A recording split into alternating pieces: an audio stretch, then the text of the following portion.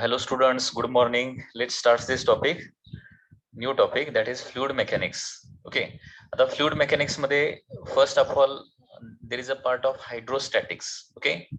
Hydrostatics चा initially part आहे. Okay. Hydrostatics. तर हायड्रोस्टॅटिक्स म्हणजे काय असतं? It is the branch of physics which deals with the fluids at rest. Okay. हायड्रोस्टॅटिक्सची डेफिनेशन काय बघा? It is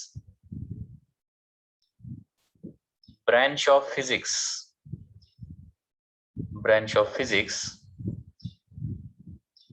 which deals with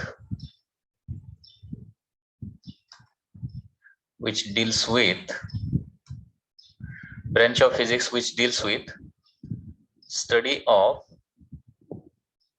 fluid at rest. Okay. म्हणजे फ्लुइड रेस्ट मध्ये असताना त्याचा जो स्टडी केला जातो तो कुठल्या ब्रँच मध्ये केला जातो? फिजिक्सच्या हायड्रोस्टॅटिक्स या ब्रँच मध्ये केला जातो. हायड्रोस्टॅटिक्स, हायड्रो मीन्स आपण कन्सिडर करू शकतो हायड्रो हा ऍक्च्युली वॉटर से रिलेटेड वर्ड आहे किंवा लिक्विड से रिलेटेड वर्ड आहे. लिक्विड रेस्ट मध्ये असेल तर त्याचा जो स्टडी येतो त्याला काय म्हटलं जातं? हायड्रोस्टॅटिक्स असं म्हटलं जातं. So it is the branch of physics which deals with the study of fluid at the rest. Okay. तर याच्यामध्ये सुरुवातीला आपण फ्लुइड म्हणजे काय ते बघूया. Fluid, what do you mean by the fluid? The any substance which is capable of flowing is called as fluid. कुठलेही substance जे फ्लो होऊ शकतं. ओके. ज्या सबस्टन्सला फ्लो होण्याची कॅपॅसिटी आहे त्याला काय म्हणतो आपण? फ्लुइड असं म्हणतो. A substance which is capable of flowing, a substance which is the substance which is capable of flowing, the substance which is capable of flowing is called as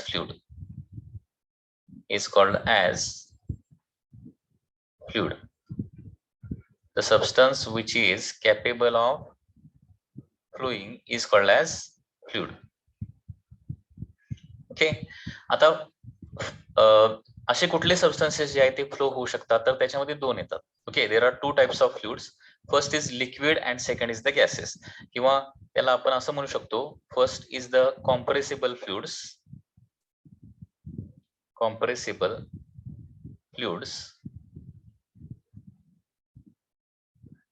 okay. Compressible fluid म्हणजे काय? For example gases. All gases are the compressible fluids. And second is incompressible fluids.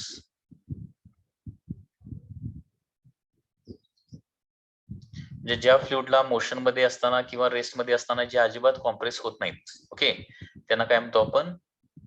Liquids असं म्हणतो. म्हणजे fluid मध्ये basically दोन type येतात, gases आणि liquids. Gases म्हणजे काय? Compressible fluids. आणि लिक्विड्स म्हणजे काय असतं? Incompressible fluid.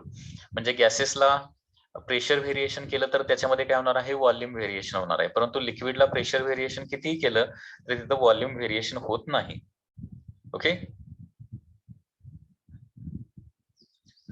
these are called as fluids. म्हणजे फ्लुइड्स या पद्धतीने दोन टाइप आहेत, कॉम्प्रेसिबल फ्लुइड आणि इनकॉम्प्रेसिबल फ्लुइड. लक्षात आलं? याच्यानंतर फ्लुइडशी रिलेटेड काही महत्वाच्या प्रॉपर्टीज आपल्याला या चॅप्टरच्या स्टार्टिंगला काही महत्वाच्या प्रॉपर्टीज आपल्याला बघाव्या लागतील. तर त्याच्यामध्ये फर्स्ट टर्म आहे दॅट इज डेन्सिटी. म्हणजे काय? Density is the first property of the fluid. तर डेन्सिटीची डेफिनेशन सगळ्यांनाच माहिती आहे. डेन्सिटी म्हणजे काय असतं? It is the mass per unit volume. Okay. It is mass per unit volume. Density is the mass per unit volume. Okay. And therefore it is density is denoted by rho. आणि rho चा formula काय येणार आहे? mass divided by volume. Density is equal to mass divided by volume. Okay. त्याच्यामुळे याचा SI unit काय येणार आहे? SI unit is kg per meter cube. Example जर द्यायचं झालं तर फॉर एक्झाम्पल डेन्सिटी ऑफ वॉटरची जी डेन्सिटी आहे ती किती आहे? 1000 kg पर मीटर क्यूब आहे. ओके. वॉटरची density 1000 kg per metre cube कधी असते? तर ही 4 डिग्री सेल्सिअसच्या वॉटरची असते. 4 डिग्री सेल्सिअसच्या वॉटरची डेन्सिटी असते 1000 kg per metre cube. Temperature नुसार डेन्सिटी मध्ये व्हेरिएशन होऊ शकतं. Okay. Density of water CGS system मध्ये जर सांगायचं झालं तर सीजीएस सिस्टम मध्ये येणार आहे 1 gram per centimetre cube. Okay, so this is the density of water.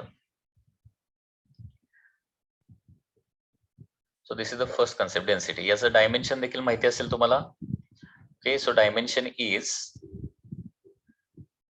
m1 l minus 3 and t 0. So this is the dimension of the density. Okay, density नंतर next term आपल्याला study करायची आहे, that is relative density. Relative density, okay, which is in short called as RD. Relative density RD. Okay, आता relative density म्हणजे काय? सबस्टन्सची density वॉटरच्या density बरोबर आपल्याला काय करायचं आहे? कम्पेअर करायचं आहे. लक्षात येतंय? ओके, वॉटरच्या डेन्सिटीच्या किती टाइम्स त्या सबस्टन्सची डेन्सिटी आहे हे फाइंड आउट करणं म्हणजेच काय करणं? आपण रिलेटिव्ह डेन्सिटी फाइंड आउट करतो. सो रिलेटिव्ह डेन्सिटी म्हणजे काय असतं बघा, कशी डेफिनेशन आहे बघा. Relative density is ratio of density of the substance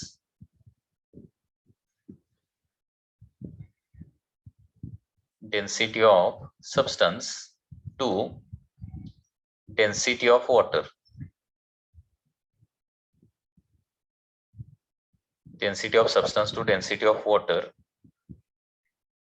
Okay, at 4 degree Celsius. कारण वॉटरची density 1000 kg per meter cube कुठं असते? 4 degree Celsius ला असते. ओके, अँड देअरफॉर रिलेटिव्ह डेन्सिटीचा फॉर्म्युला या पद्धतीने आपण लिहिणार.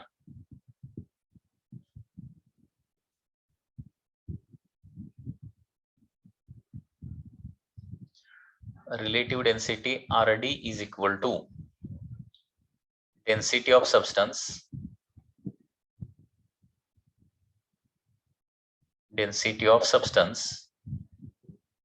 okay,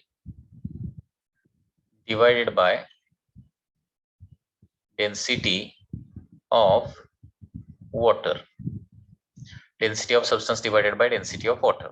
Okay, आता ही रिलेटिव्ह डेन्सिटीची व्हॅल्यू ग्रेटर दॅन 1 किंवा लेस दॅन 1 पण असू शकते. So this relative density can be greater than 1 और relative density can be less than 1 और relative density can be equal to 1 पण असू शकतं. म्हणजे रिलेटिव्ह डेन्सिटीची value greater than 1, less than 1 किंवा इक्वल टू 1 असणार आहे. जर रिलेटिव्ह डेन्सिटीची व्हॅल्यू ग्रेटर दॅन 1 असेल तर त्याचा मीनिंग काय होणार आहे? It is more denser than the water. Okay, less than 1 असेल तर काय असणार आहे? It is less dense than the water. आणि इक्वल टू 1 असेल तर जेवढी वॉटरची डेन्सिटी आहे तेवढीच त्या सबस्टन्सची डेन्सिटी असणार आहे. ओके, आता रिलेटिव्ह डेन्सिटी काय आहे?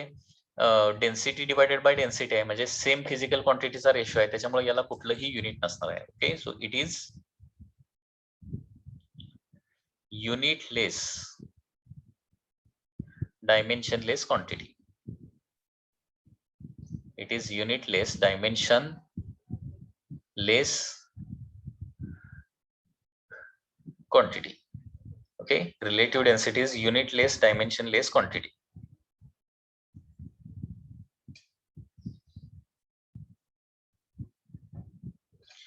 आणि रिलेटिव्ह डेन्सिटी काय रिप्रेझेंट करते? वॉटरच्या किती पट ते डेन्सर किंवा रेअर आहे. ओके, किती पट डेन्सर किंवा रेअर आहे हे टर्म जे आहे ते काय सांगते? रिलेटिव्ह डेन्सिटी सांगते.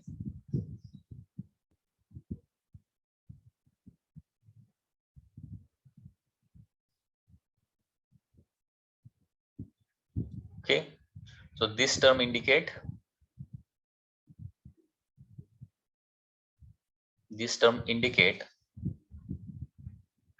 how much time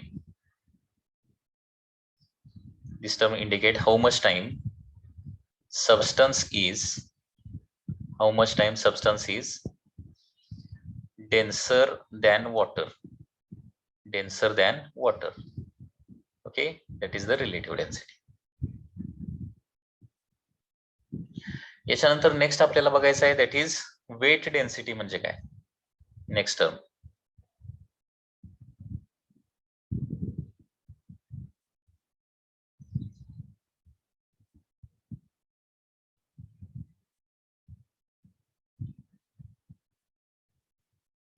weight density.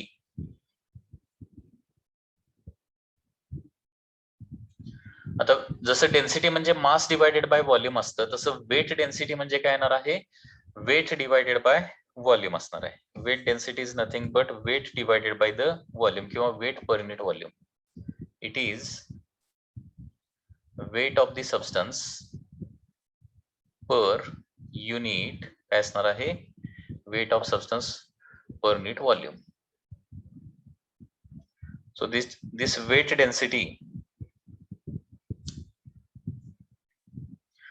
density जी आहे ते आपण कशी डिफाइन करणार आहे, तर वेट डेन्सिटी चा फॉर्म्युला या पद्धतीने येईल. Weight density is equal to weight of the substance divided by काय येणार आहे, व्हॉल्यूम येणार आहे, किंवा m into g divided by काय येणार आहे, फी येणार आहे. आता वेट डेन्सिटी आणि जस्ट डेन्सिटी यांच्यामध्ये रिलेशन काय येणार बघा. वेट डेन्सिटी आपण असं म्हणू शकतो is equal to m by V into g येणार आहे. आता m बाय व्ही म्हणजे काय असतं, जस्ट डेन्सिटी असतं. सो रो इंटू जी, म्हणजे जस्ट डेन्सिटी वरून वेट डेन्सिटी काढायचं असेल तर तुम्हाला काय करावं लागेल, जी ने मल्टिप्लाय करावं लागेल. म्हणजे for example weight density of water किती येणार बघा. Weight density of water, weight density of water म्हणजे वॉटरची डेन्सिटी किती असते SI सिस्टीम मध्ये 1000 इंटू जी ची व्हॅल्यू किती 9.8. So weight density of water येणार आहे 9800. ओके, आणि याचं युनिट काय येणार बघा, वेटचं युनिट असतं न्यूटन आणि व्हॉल्यूमचं असतं मीटर क्यूब. म्हणजे फक्त डेन्सिटीचं युनिट काय यायचं, केजी पर मीटर क्यूब. तर वेट डेन्सिटीचं युनिट काय येणार आहे, न्यूटन पर मीटर क्यूब येणार आहे. Okay, so SI unit is newton per metre cube. आणि सीजीएस युनिट पाहिजे असेल, सीजीएस युनिट न्यूटन ऐवजी येणार आहे टाइम आणि मीटर क्यूब ऐवजी काय येणार आहे, centimetre cube. That is the SI unit. त्याचबरोबर याचं डायमेन्शन काय येणार मग. आता डायमेन्शन, आता वेट एक प्रकारचा फोर्स आहे, त्याचं डायमेन्शन काय, m1 L1 T-2 divided by काय येणार आहे, L3 व्हॉल्यूमचं. आणि देअरफॉर डायमेन्शन येणार आहे m1 L-2 T-2. okay, m1 L-2 T-2. so this is the dimension of the weight density. लक्षात आलं. तर या पद्धतीनं जस्ट डेन्सिटी अँड वेट डेन्सिटीची कन्सेप्ट आहे. पुन्हा एकदा वेट डेन्सिटी म्हणजे काय असतं, weight of the substance divided by its volume किंवा weight of substance per unit volume. So weight density is equal to weight divided by volume. Weight कसं काढतो आपण, m into g divided by V. So weight density आपण असं पण लिहू शकतो, m by V into g, आणि m by V mass divided by volume म्हणजे काय असतं, जस्ट डेन्सिटी असतं. So density into G. So weight density is equal to काय असणार आहे, तर density into acceleration due to gravity असणार आहे. So weight density of water is equal to 1000 into 9.8. So किती येणार आहे, 9800 newton per metre cube. SI unit काय असणार आहे, newton per metre cube. CGS unit असणार आहे टाइम पर सेंटीमीटर क्यूब आणि डायमेन्शन असणार आहे m1 L-2 T-2 हे डायमेन्शन असणार आहे. आता याच्यानंतर नेक्स्ट असणार आहे term, that is specific gravity. म्हणजे काय specific gravity. Next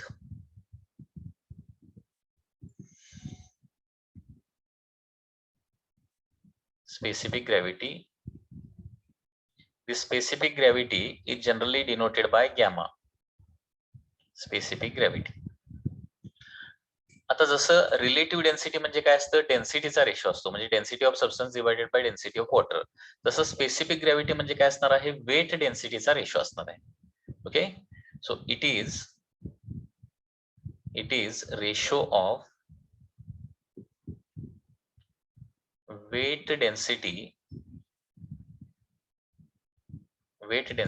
of, it is ratio of weight density of substance to weight density of water. It is the ratio of weight density of substance to the weight density of the water, and therefore त्याचा formula आपण असं लिहिणार, gamma is equal to weight density of substance divided by weight density of water, which is again at 4 degree Celsius. 4 degree Celsius. Okay, तर या पद्धतीनं आपल्याला specific ग्रॅव्हिटीची concept मिळते. आता वन्स अगेन हा weight density divided by weight density आहे, त्याच्यामुळे गॅमा हा काय असणार आहे, दॅट इज स्पेसिफिक ग्रॅव्हिटी काय असणार आहे, it is unitless dimensionless quantity. Unitless dimensionless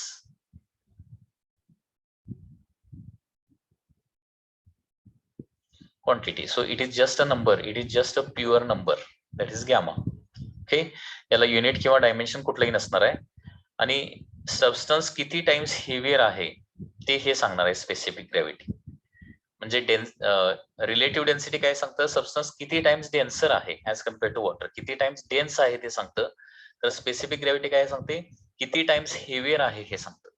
okay, so this term represent how much time substance is heavier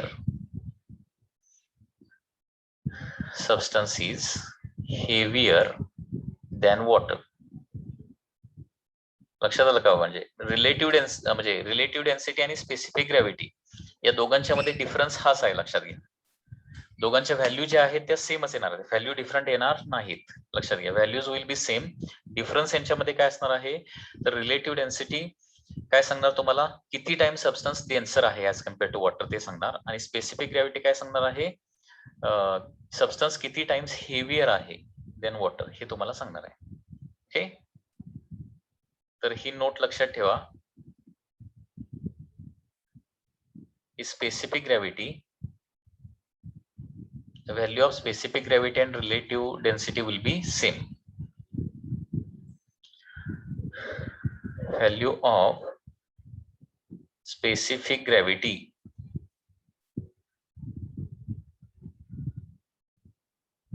and relative density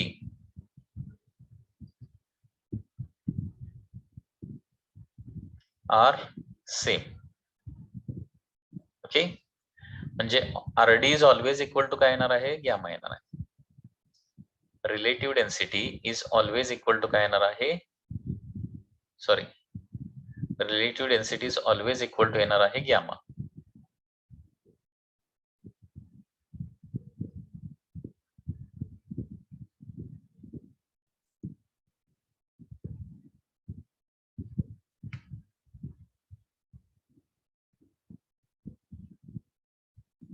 तर अशा पद्धतीने आपण फ्लुइड मेकॅनिक्सशी रिलेटेड काही टर्म्स बघितलेले आहेत. जस्ट पुन्हा एकदा रिवाइज करतो, कुठल्या कुठल्या आपण टर्म्स बघितल्या बघा. सुरुवातीला आपण फ्लुइड म्हणजे काय बघितलेलं आहे. फ्लुइड म्हणजे काय, the substance, any substance which is capable of flowing is called as fluid. Any substance which is capable of flowing is called as fluid. Okay, त्याच्यानंतर टाइप्स ऑफ फ्लुइड आपण बघितलेले आहेत. त्याच्यामध्ये दोन टाइपचे फ्लुइड आहेत बेसिकली, कॉम्प्रेसिबल आणि incompressible. Compressible जे फ्लुइड आहेत त्यांनाच काय म्हणतो आपण, गॅसेस असं म्हणतो. अँड द इनकॉम्प्रेसिबल जे फ्लुइड्स आहेत त्यांना काय म्हणतो आपण, लिक्विड्स असं म्हणतो. त्याच्यानंतर आपण कन्सेप्ट बघितली डेन्सिटी म्हणजे काय, जस्ट डेन्सिटी विच इज काय, rho. Density that is equal to rho. आणि डेन्सिटी म्हणजे काय असतं, मास डिवायडेड बाय व्हॉल्यूम असतं.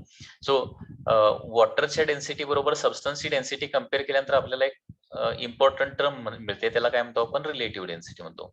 सो रिलेटिव्ह डेन्सिटी म्हणजे काय असतं, density of substance divided by density of the water. आणि त्याच्यानंतर आपण वेट डेन्सिटी नावाची टर्म बघितली. Okay, weight density. तर वेट डेन्सिटी म्हणजे काय असतं, तर weight of the substance divided by volume होत. Okay, that is mg divided by V होतं. म्हणजेच काय येणार आहे, रो इंटू जी. म्हणजे डेन्सिटीला जी न मल्टिप्लाय केलं की तुम्हाला काय मिळते, वेट डेन्सिटी मिळते. आणि एखाद्या सबस्टन्सची वेट डेन्सिटी वॉटर बरोबर कम्पेअर केली तर आपल्याला काय मिळते, स्पेसिफिक ग्रॅव्हिटी मिळते. लक्षात घ्या, स्पेसिफिक ग्रॅव्हिटी. तर स्पेसिफिक ग्रॅव्हिटी गॅमा म्हणजे काय असतं, तर weight density of the substance divided by weight density of the water मिळणार आहे. That is the specific gravity. लक्षात आलं. आणि नेहमी मी काय सांगितलं, रिलेटिव्ह डेन्सिटीची व्हॅल्यू जेवढी असते तेवढीच काय असते, गॅमाची व्हॅल्यू असते. ओके, जेवढी रिलेटिव्ह डेन्सिटीची व्हॅल्यू एखाद्या सबस्टन्सची असणार आहे तेवढीच काय असणार आहे, गॅमाची व्हॅल्यू त्या सबस्टन्ससाठी असणार आहे. So relative density is always equal to specific gravity. काय सांगितलं, relative density is always equal to specific gravity. Relative density आणि स्पेसिफिक ग्रॅव्हिटी दोघांच्या व्हॅल्यू काय असतात, नेहमी सेमच असतात. फक्त ते काय इंडिकेट करतात याच्यामध्येच फक्त डिफरन्स आहे. रिलेटिव्ह डेन्सिटी काय इंडिकेट करतं, ऍज कम्पेअर टू वॉटर ते किती टाइम्स काय आहे, डेन्सर आहे, हे रिप्रेझेंट करतं relative density. As compare to water ते किती टाइम्स डेन्सर आहे. आणि स्पेसिफिक ग्रॅव्हिटी काय रिप्रेझेंट करतं, ऍज कम्पेअर टू वॉटर तो सबस्टन्स किती टाइम्स हेवियर आहे, किती टाइम्स हेवियर आहे हे रिप्रेझेंट करतो. ओके, हा आता याच्याच रिलेटेड न्यूमरिकल बघूया आपण. न्यूमरिकल कसं आहे बघा. Numerical is like this. Relative density of an oil is 0.8. Relative density of an oil is 0.8 आहे. Relative density 0.8 आहे. Find the absolute density of oil in CGS and SI unit. Find absolute density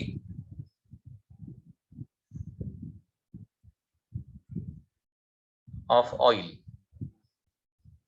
in CGS and SI unit.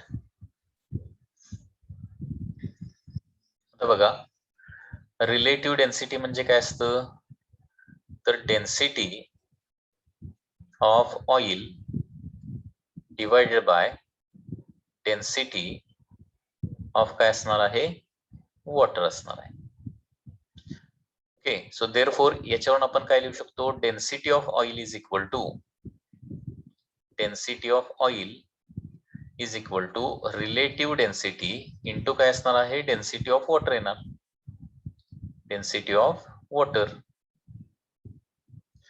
Density of oil is equal to relative density into density of water. So density of oil, त्याला आपण rho असं म्हणतो, density of oil is equal to relative density किती आहे, 0.8 आहे. Relative density is 0.8.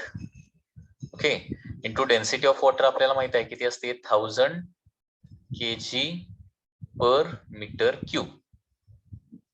So it will be equal to 8000 kg per meter cube येणार आहे. Density of oil 8000 kg per meter cube येणार.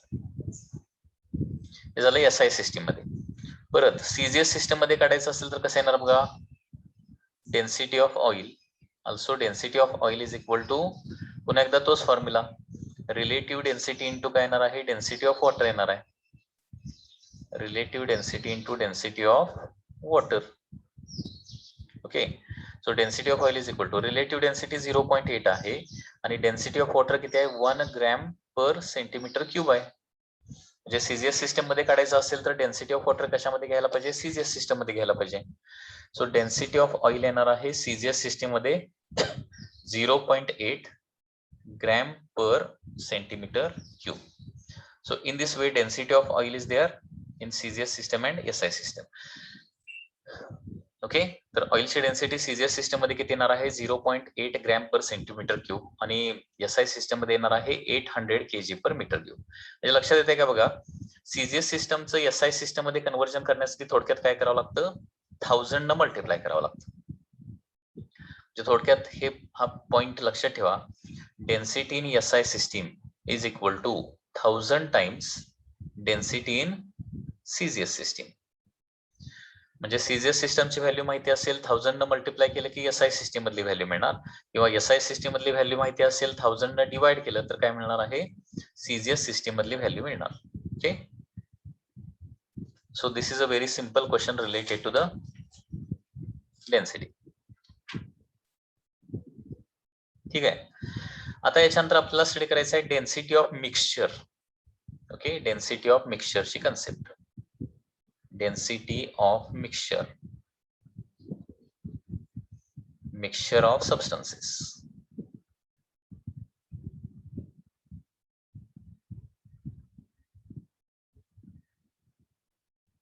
Density of mixture of substances. Okay, Suppose two substances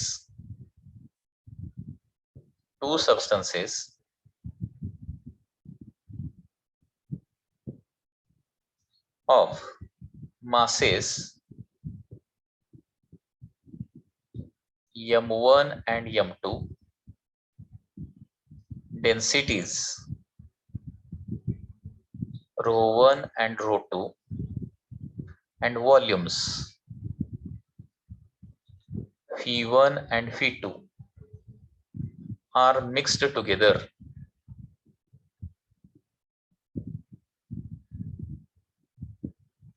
Then density of mixture is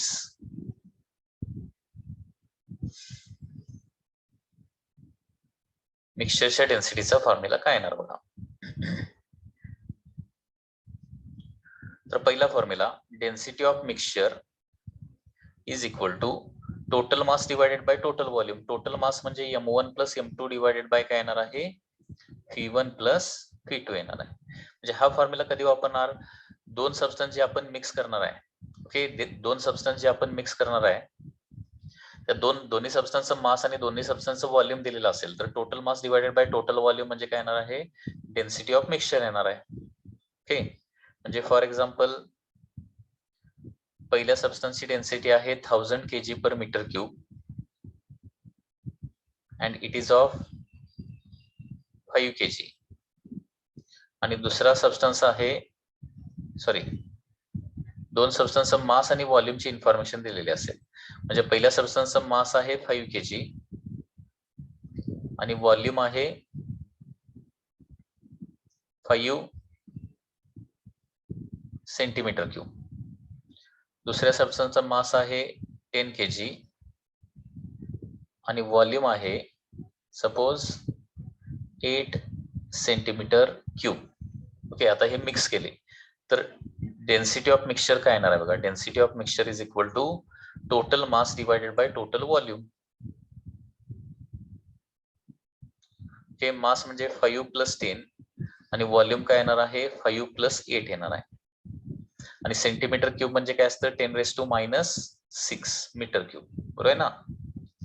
5 centimetre म्हणजे काय असतं 10⁻⁻2 metre असतं आणि त्याचा cube म्हणजे काय होणार आहे 10⁻⁻6 मीटर क्यूब येणार आहे. आणि इथे किती येणार आहे 8 × 10⁻⁻6 मीटर क्यूब.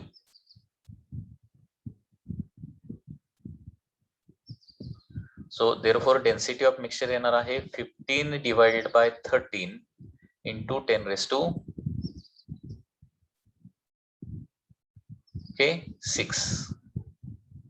15 डिवाइडेड बाय 13 × 10⁻6 एवढी डेन्सिटी ऑफ मिक्सचर येणार आहे. एक एक्झाम्पल आहे. So it will be 1 point something 1.1 × 10⁻6 kg per metre cube. म्हणजे डेन्सिटी ऑफ मिक्सचर कसं करणार, दोन्ही सबस्टन्सचा मास दिलेला असेल आणि दोन्ही सबस्टन्सचं व्हॉल्यूम दिलेलं असेल तर या पद्धतीने करावं लागेल. ठीक आहे, किंवा दुसरा फॉर्म्युला काय येणार बघा. So this is the first formula. First फॉर्म्युल्यामध्ये मास आणि व्हॉल्यूम यूज केलेला आहे. सेकंड फॉर्म्युला जो येणार आहे density of mixture is equal to suppose mass आणि डेन्सिटी दिलेला असेल. मास आणि डेन्सिटी दिलेला असेल तर m1 प्लस m2 करणार डिवाइडेड बाय. आता व्हॉल्यूम म्हणजे काय येणार बघा, density is equal to mass by volume असतं. So volume is equal to काय येणार आहे मास बाय डेन्सिटी.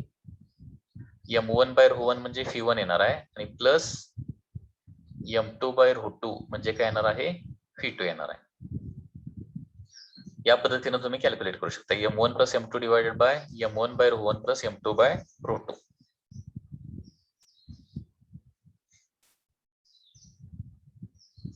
आणि याच्यामध्ये जर म्हणजे मास डिफरंट असेल तर हे असा फॉर्म्युला येणार आणि याच्यामध्ये जर m1 is equal to m2 असेल तर हा फॉर्म्युला काय होणार आहे density of mixture is equal to m plus m divided by m by ρ1 plus m by ρ2 होणार ना.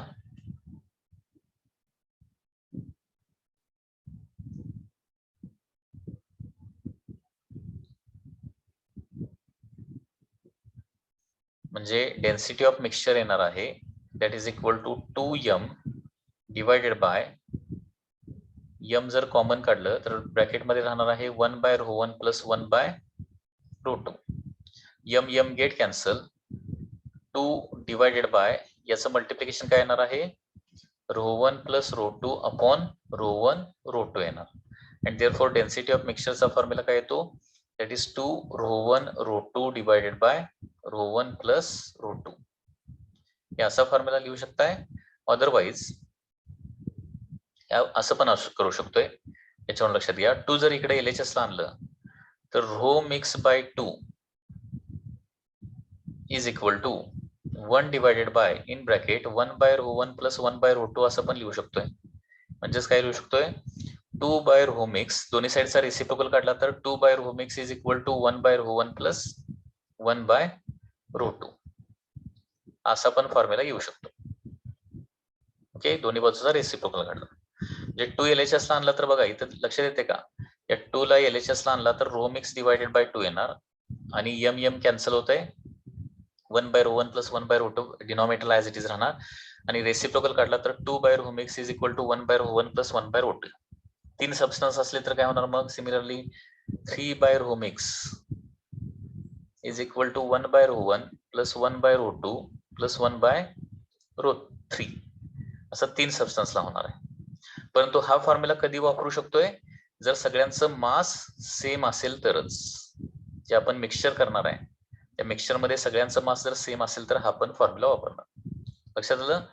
तर डेन्सिटी ऑफ मिक्सचर मास आणि व्हॉल्यूम दिलेला असेल तर m1 plus m2 divided by v1 plus v2 आणि मास आणि डेन्सिटीची इन्फॉर्मेशन दिलेली असेल मास आणि डेन्सिटी तर न्यूमरेटर m1 प्लस m2 राहणार आणि डिनॉमिनेटर काय येणार आहे m1/ρ1 प्लस m2/ρ2 राहणार.